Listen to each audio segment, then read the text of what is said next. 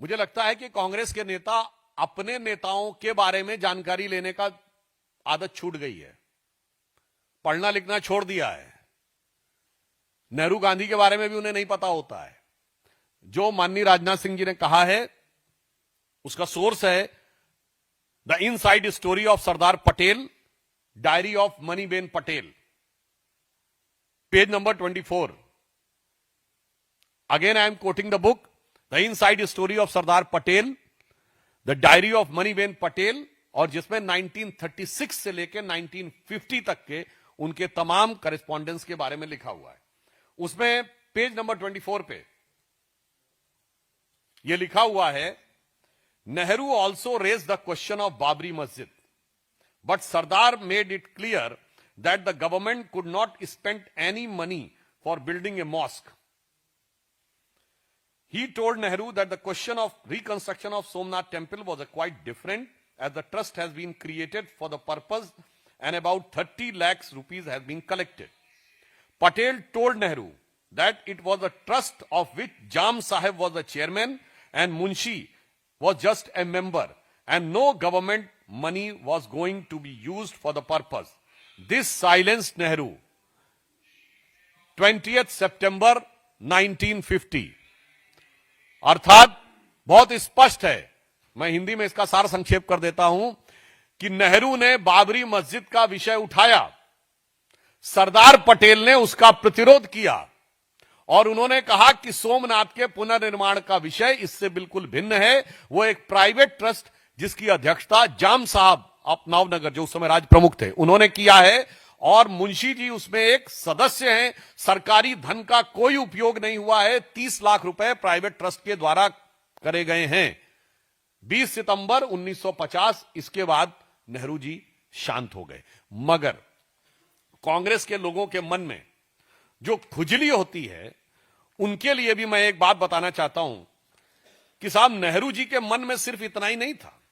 सोमनाथ मंदिर के उद्घाटन के समय उन्होंने जाम साहब को लेटर लिखा 24 अप्रैल 1951। यह selected works of Jawaharlal Nehru series 2 volume 47 में है, कोई जाके चेक कर ले। वो कह रहे हैं कि मैं तो बहुत स्पष्ट करना चाहता हूं, आपको उसमें नहीं जाना चाहिए। सोमनाथ मंदिर के निर्माण में कोई भूमिका नहीं निभानी करिए, आपको वो अटेंड भी नहीं करना चाहिए। गजब है साहब, सोमनाथ मंदिर का तो कार्यक्रम भी अटेंड नहीं करना चाहिए जाम साहब को, जो कि राजा थे। मगर बाबरी मस्जिद बनवानी चाहिए। और फिर इतना ही नहीं है, मैं नेहरू जी का एक कोट करता हूं जो उन्होंने दिल्ली में 1959 में नेशनल गैलरी में ये speeches at the inauguration of seminar and exhibition and architecture organised by Lalit Kala Akademi and All India Fine Arts and Craft, New Delhi, 17 March 1959। 17 March 1959 को नेहरू क्या बोलते हैं एक कार्यक्रम में, some of the temples of South India however repel me in spite of beauty. I just can't stand. Why? I do not know. Cannot explain that. But they are oppressive. They suppress my spirit.